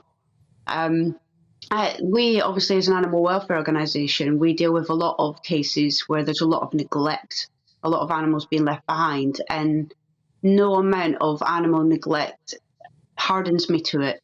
Every single time it hurts, it kicks you in the gut. Like, how could you do that to such a defenceless little animal that looks up to you for everything that they need? There is no excuse for it. I'm a huge fan of on my Instagram feed. I watch lots of these little videos of animals. I mean, basically, I can spend half an hour, watching all these. And there are my favourite ones are where they find a stray or one that's been harmed in some way, and then they make it better. And the sort of before and after, I absolutely love those. But occasionally they have ones with saying, "Oh well, we had to put them down," and that devastates me. It's terrible. Yeah, I mean, I'm always minded of the fact that rehabilitation, that the root of the word goes back to reinvest with dignity, and that the reinvestment with dignity applies as much to humble cat and a humble dog as it does to anything else. Natasha, just something you said earlier. You said that cats are you used the word autistic in nature, and I understand exactly what you mean by that. What in that context, what adjective would you use to describe dogs? If cats are autistic in nature. Party animals. They love to party. Most dogs are always ready to party. You're like, come on! And they're there with their waggy tail and happy. Obviously, not all dogs are. Some dogs are a lot more reserved than others. But I've always put dogs as party animals. I have 4 dogs and I have 8 cats. And if I said, come on then, the cats would run a mile and the dogs would jump and lick my face. So... Yeah, I mean, it's important. It's important to end on a serious note. Natasha, it's an upsetting case. My sympathy goes out to every single one of the 30-odd people that have been affected by it, and I can only hope that whoever is perpetrating these events is, makes a mistake and is caught in the act as soon as possible before it becomes worse, before they get an appetite for making it even more extreme. Natasha, thank you very much for your time this evening. No, thank you so much. After the break now, how the Dutch Farmers Protest Party had a surprising victory in the week. See you shortly.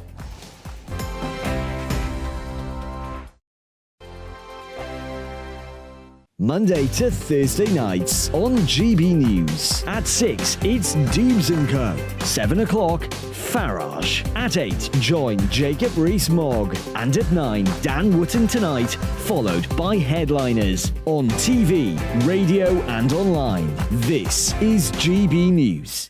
First and foremost, I am a GB News fan, and I was before I was working here. Just love the fact that we're asking the questions that a lot of establishment media won't ask. With a bit of a twist, we not only want to inform you, but we want to keep you entertained. It's worth the drive because you get in and the team's all ready and waiting, they're itching to go, and it's a proper little family. GB News is the People's Channel. It's the audience that makes the programme sing. We're giving our viewers and our listeners a voice. I see the thousands of your letters, tweets, emails, you name it, coming in. Britain is broken. How on earth did we get into this mess? But more importantly, how do we get out of it? The establishment had their chance. Now we're here to represent you. It's time for something different. It's time for GB News. I'm very patriotic. I believe in Britain.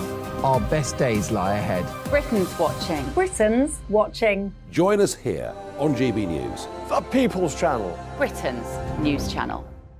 Join me, Patrick Christie's Monday to Friday, 3 till 6. We tackle the day's news agenda like you've never seen before. It's high tempo, high octane, the most controversial topics, and the best guests. You will not be able to take your eyes and ears off it. I'm not afraid to ask the questions that you really want answered. 3 till 6 p.m, Monday to Friday on GB News, the People's Channel, Britain's news channel. GB News has its own late-night paper preview show, Headliners, where comedians take you through the next day's top news stories. You don't have to bother reading the newspaper, we've got it covered for you. Headliners, every night at 11 p.m, and repeated every morning at 5 a.m. We won't send you to sleep like some of the other paper review shows out there. GB News, the People's Channel, Britain's news channel.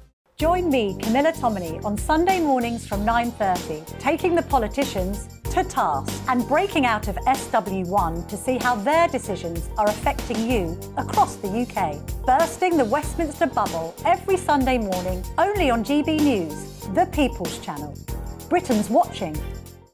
I'm Michael Portillo. Join me on GB News on a Sunday morning for topical discussion, debate, arts and culture, and sometimes even ethical dilemmas. I don't always agree with you, Michael. Michael Portillo, Sundays on GB News, the People's Channel, Britain's news channel. I'm Andrew Doyle. Join me at 7 o'clock every Sunday night for Free Speech Nation, the show where I tackle the week's biggest stories in politics and current affairs with the help of my 2 comedian panellists and a variety of special guests. Free Speech Nation, Sunday nights from 7 on GB News, the People's Channel, Britain's news channel. Welcome back once more to Neil Oliver Live. A new political party set up in support of protesting Dutch farmers has secured a shock victory in elections held in the country this week just past.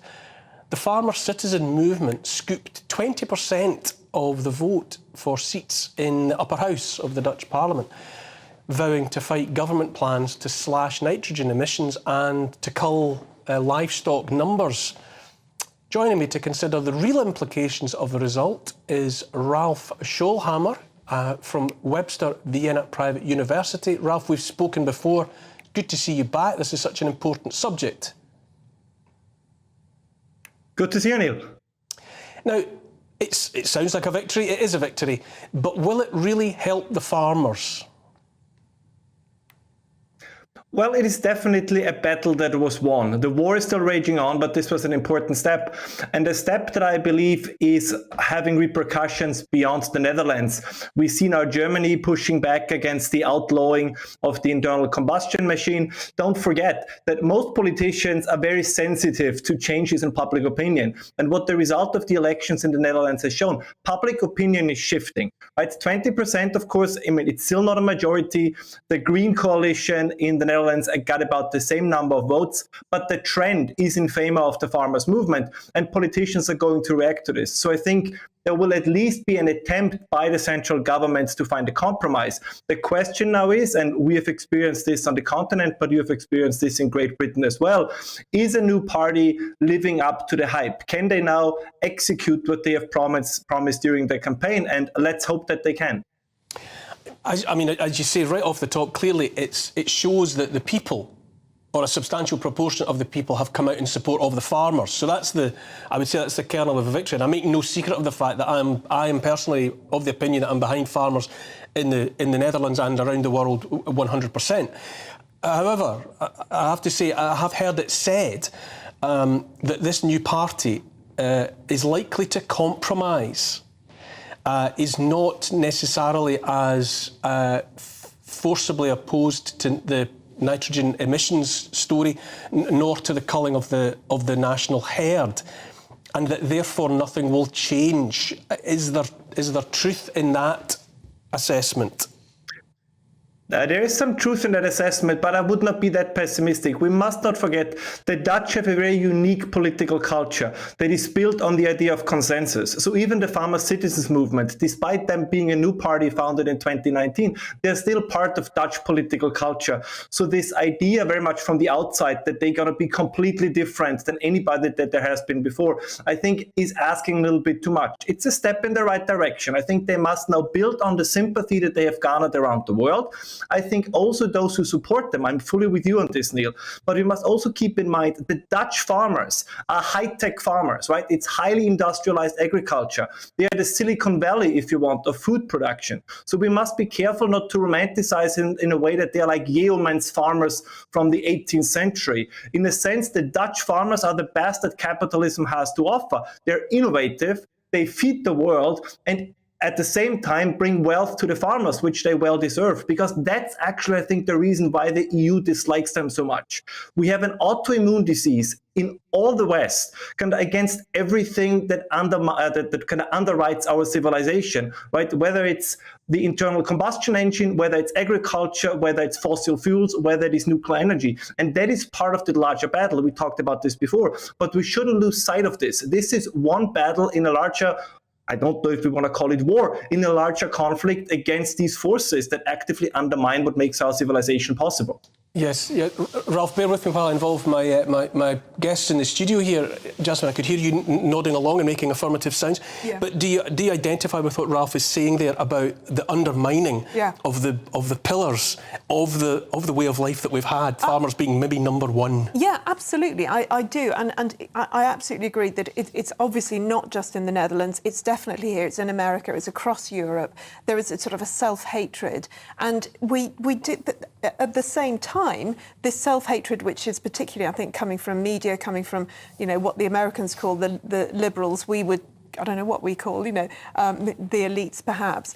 At the same time, the people who are literally on the ground, the farmers, the people who are working, the people in the shires, the people who are working in factories, they very much do believe in what is happening in these pillars, and they're very, very unhappy about what they're seeing on the television and what they're hearing from the our parliamentary leaders, because it's very different from what they believe in. And I think there is a groundswell of support now for an alternative party, and I've heard of people standing. More and more people are standing now as independents because they're so disgusted by the current parties. Lord Taylor, Jasmine, the words that register there with me are self-hatred. Do you think there is a time for people, a party or individuals, to represent those of us who think, no, that what we've had in the past, the life it has given us, is on the contrary to be defended? I understand that. Now, farmers are vital to any economy, whether it's in Holland, Britain, America, Africa, all around the world. And those pictures are quite compelling, seeing the flashing lights on the tractors. The issue for me, will they go from protest to policy? I get a lot of angry letters about why can't we do this, do that. But when you're actually in the system, can you change the system? Protest is one thing. Devising policy that it actually works is another thing. You can't solve problems with anger and emotion alone. Ralph, you're listening to that, obviously, and feel free to comment on what you heard there. I'm aware of you saying that the political situation in the Netherlands is about compromise, and that there's a tradition and a culture of compromise politically. What kind of compromise do you think farmers, the farmers' protest movement and the farmers themselves would contemplate? You know, if they have to give a bit in order to get that compromise, where might that compromised middle ground be found? Well, I think the farmers have the upper hand, and the reason for this is quite simple. Over the last couple of decades, they have reduced their nitrogen emissions, which has been the main issue here, by 70%. And as I said before, I mean it quite literally, they are the Silicon Valley of agriculture. The Dutch farmers will be capable of decreasing emissions over time. Their main problem was the time frame by the government, right? They kind of shortened the time they were making available to the farmers more and more and more. And at some point, the farmers said, we cannot do it in 8 years. We can do it in 18 years. We can do it in 20 years. So this is the problem behind this. So the policy, I think your guest made an excellent point here, but I think the policy from the farmer citizens movement could be a very simple one, which is saying we agree with the general notion of reducing emissions, but at the same time, we need a broader time horizon. And the difficult thing will be, they will have to go both against the EU and the Greens, because they must say, listen, the world is not going to end in 8 years. We have 20 years, we have 30 years, the world is still going to be around. And over that time frame, we can ensure lower emissions and at the same time continue to feed the population or keep food prices low, because that would be the price of the compromise. I think people tend to forget this. Also, as your other guest said, right? I think the self-hatred argument is a good one, but that self-hatred will at some point have a price tag. If you turn against everything that makes modern life affordable, then modern life will become less affordable, at least for the majority of the people. And this is the discomfort, justifiably, that so many people have with the WEF and Davos, because they promote the world that for them will not really have any changes. But for 80% of the rest of us, it will have significant changes. What about, I hear absolutely, I'm listening very carefully to what you're saying. We're making it about what's best for, food production and farming. What about the perception that's out there that it's not about that what's driving the agenda of the Dutch government is just a land grab? That the intention is by hook or by crook to get the land away from the farmers, because there's an agenda that it be used for something else by transnational corporations or whatever. Where do you stand on that assertion? Oh, I believe that two things can be true at once. Right, I think that is absolutely true. I mean, that the government has interest in grabbing this land, I think that is correct. But it's also true that what are they using as, let's say, the smokescreen to do it? They use something they feel still resonates with the majority of the population, and that's the environmental point. And I think this is kind of what you have to go against. Kind of once you undermine the environmental argument, which I think in the way it is made at the moment is simply wrong. Right? The human race is very good at adaptation. We will adapt to the things that are going to happen. Again, the world is not going to end in 10 years, it's not going to end in 20 years. But that at the same time, there are other interests as well, absolutely. Remember, as Mark Twain said, right? Land is valuable because they don't make any more of it. And that's, of course, particularly true in the Netherlands. The most determined, I would say, of the protesters say that there is absolutely no scientific credibility in the nitrogen crisis argument. If we get down to brass tacks, so to speak, is the government assertion about cutting nitrogen emissions based on a fallacy or a misinterpretation of science? Well, let me say two things about this. One is it is not as clear-cut as the government says. There were some very flawed studies, for example, claiming that up to 80% of the insects in the Netherlands have been extinct, and that is simply not true. But the second part is, and I think that's the better argument in my eyes, of course agriculture takes a toll on the environment. But I think this is the price that we have to pay as a modern society. The idea is, and I think we tend to no longer realize this, Europeans have chopped down almost all the forests over the the last centuries. Now the forests are back because we got better over time, but we still have those major cities. And I think it's the same with the Netherlands. You will need some areas for agriculture that will be harsh for the environment, just as mining, just as drilling, just as all these other things are. But at the same time, if you can produce food the way the Dutch do, there are many, many other areas where you don't have to do agriculture. And these can then be these wonderful, pristine areas that we all enjoy. But if you want to turn everything into these areas, well, you don't want to have food, right? I'm Austrian. I like nature very much, but I also like central heating and, the occasional steak for dinner and at a reasonable price. And I think those two things can be achieved simultaneously. One last question, Ralph. What about the dark assertion out there that the pro-government parties will simply join up? I hear what you're saying about consensus and compromise and politicians being aware of and very susceptible to the apparent desires of the electorate. But given the system that you have, those pro-government parties could simply join up and pass the anti-farming legislation and knock out the significance of the farmers' protest movement. That would be true, wouldn't it? Yeah, and that is a risk that exists. But as I said before, I think there's a general change in winds all over Europe. The environmental movement still dominates, let's say, the media reporting and is very prominent within the journalist cultural class. But if you talk to people on the streets, as it just happened now in the Netherlands, that attitude is slowly changing. So I think if they want to ram it through, right, if they say, sure, 20% of the people in this election voted for the representatives of the farmers, but we're going to ram it through nonetheless, because then they would violate this kind of Dutch political culture, this Dutch consensus that the people are very fond of. So they can try to do this. But I think the backlash would be significant. And then in the next election, we might don't talk about 20%, we talk 30%, we talk 40%. So I am slightly more hopeful now. As I said, this was a battle that was won. It is part of a larger conflict. But so far, things look better than they did a week ago. Yes, Ralph Schulhammer, it's always important to pause and take a breath and celebrate the victories as they come. You at least enjoy the moment. Ralph Schulhammer, thank you very much once again for your time. Thank you so much. After the final break, we'll be live to New York. Have the Oscars had their day? See you in 3. On Mark Dolan tonight, with 7 million working-age adults not active in the economy, has Britain lost its work ethic? I'll be asking the leader of UKIP, Neil Hamilton. In my big opinion, spoiled crybabies Harry and Meghan's relentless attacks on the monarchy are serving only one purpose: to make it more popular. And in my take at 10, striking passport workers are planning to ruin the Great British Summer Holiday. My reaction. Plus my all-star panel and tomorrow's papers. See you at 8.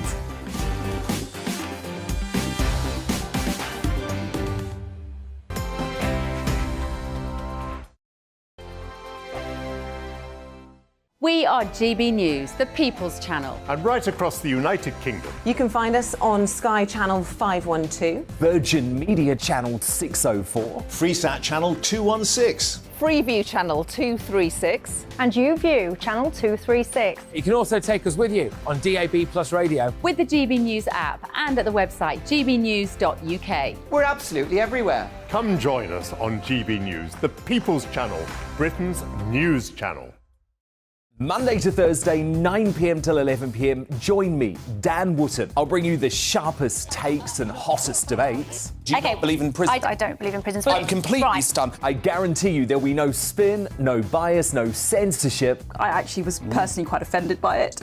And no reason to go to bed. So I guess they've always been quite woke. That's Dan Wootton tonight on TV, radio and online. Monday to Thursday from 9 p.m. till 11 p.m. on GB News. The People's Channel, Britain's news channel. Hello, I'm Michelle Dewberry, and you can join me every weekday 6 till 7 on Jubes and Co. You're an inspiration to us all. Click that bit up. Well, you are. That's my ringtone. My political ambitions those days are gone, I can tell you. She's only teasing. Go on. He's probably going to want to lay down now. I'll give him 2 minutes to have one. Let's respectfully disagree. That's what we like on Jubes and Co. Come and join us. GB News, the People's Channel. Michelle Dewberry, weekday evenings at 6 o'clock. I'm Simon Evans. Join me on GB News for Headliners at 11 p.m. What's the scoop? I'll be joined by two of the country's top comedians. That's right. As we take a look at tomorrow's newspapers tonight. We're going to get into trouble. If it's a big story, we'll be covering it. Spill some tea on him. There we go. But we'll also have some fun. I wouldn't stick up a bank. My father didn't love me. So anyway. Headliners every night from 11 on GB News, the People's Channel, Britain's news channel. It's all about family, being in people's living rooms, all the interaction and getting to know who our viewers and listeners are. When I was young, my dad used to say, Nana, stop arguing. I wanted an outlet that would enable me to give my opinion. People are going through a really hard time right now, and I know that you don't feel like you're being listened to by the establishment. I came to GB News because it's the People's Channel, and I want the audience to have their say on the events of the day. We're dynamic. We do something different. Democracy shows that the wisdom of the nation is in its people. I get to travel to find out what the story is from a personal perspective. The British people aren't fools. We know when we're not being told the full story. We've got to work out how Britain moves forward from this. It's the best country in the world. The establishment had their chance. Now we're here to represent your views. Britain's watching. Britain's watching. Britain's watching.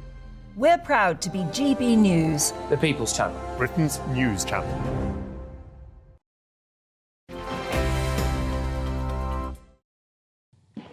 Welcome back, lovely people.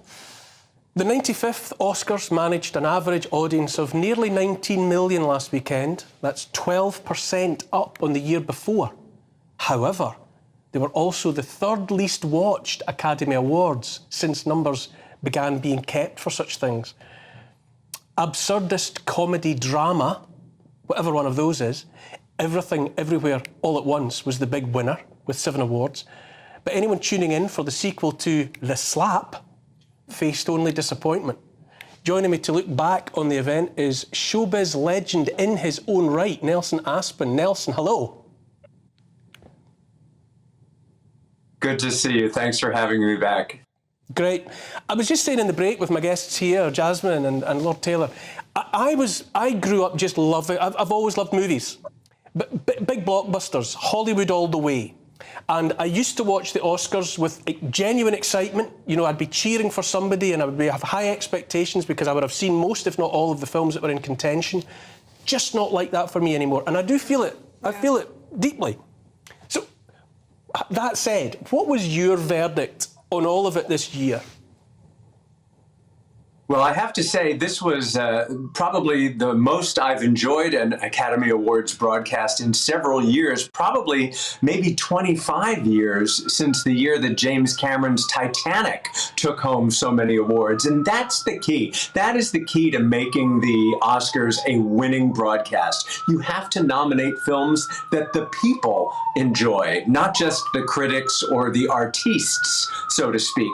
And this year they did include Avatar: The Way of Water and Top Gun: Maverick. So there was a blockbuster factor involved. And I think the fact that they had remember we talked about this last time, they had a crisis panel in place to deal with any episodes like the Will Smith, Chris Rock slap, should that arise, and that didn't happen this year. I think for the most part, they kept it very classy, and anyone who wants to complain about the lack of diversity, and there are plenty of people that want to complain about the lack of diversity, I think you have no further to look than how well represented many groups were. It was a great night for the Asian American community, a great night for India, a great night for Ireland, a great night for Germany. So I think it was really quite a broad spectrum, and the ratings reflected an improvement as well, Neil. You mentioned the year of Titanic, which I remember as though it were yesterday. 55 million viewers, I think. It was the most watched in history. I would have been cheering for Top Gun Maverick. I thought that was a proper movie of the sort I actually thought they didn't make anymore. It was a proper blockbuster. Will we see again the day and the Oscars when that sort of movie, the crowd pleaser, sweeps the boards again in the way that Titanic did? I think so.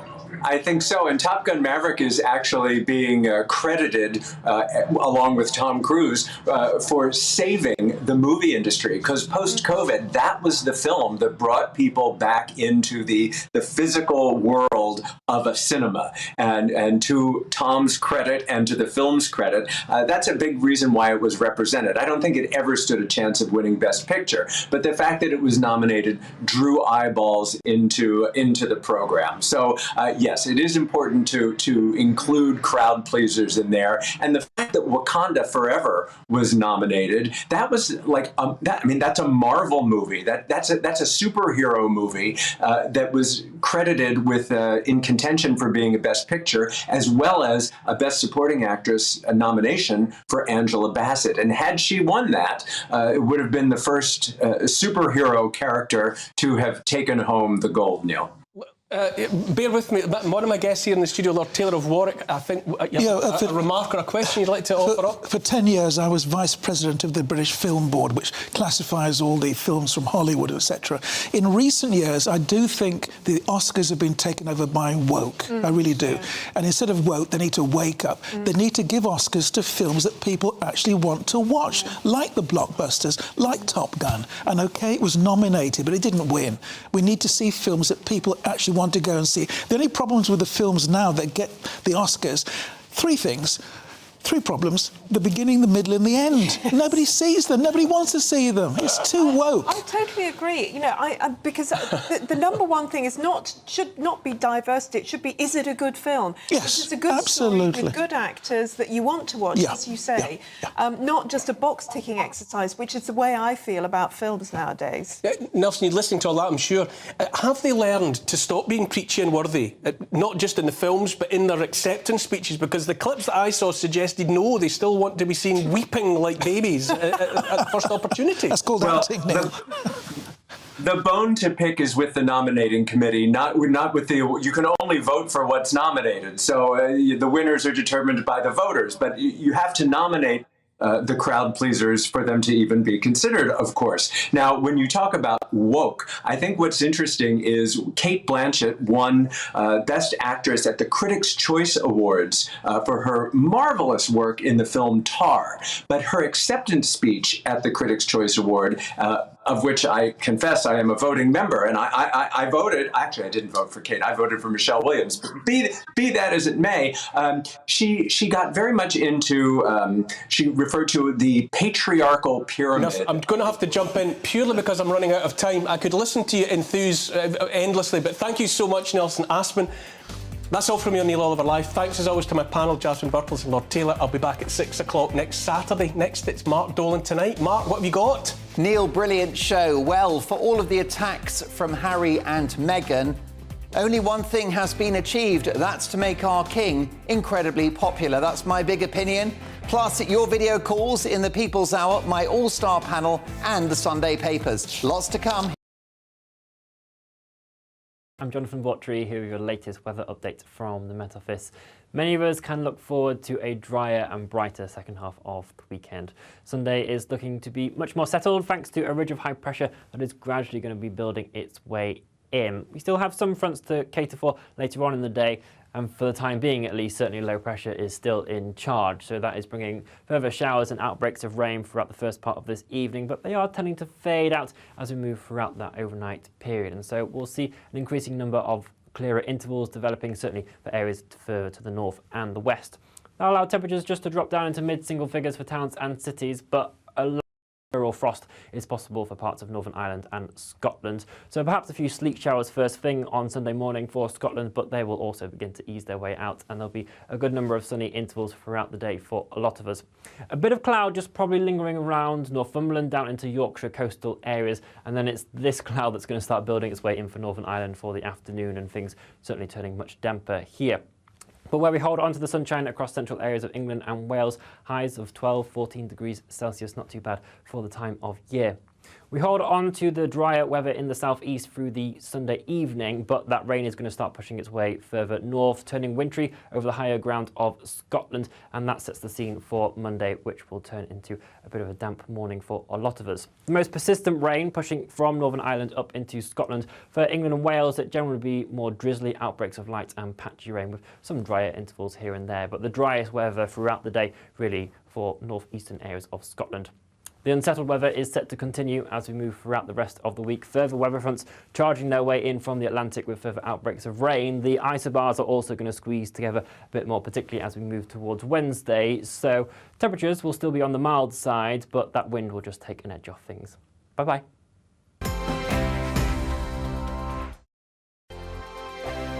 I joined GB News because I was sick and tired of not hearing my views being represented, not just mine, but so many people that I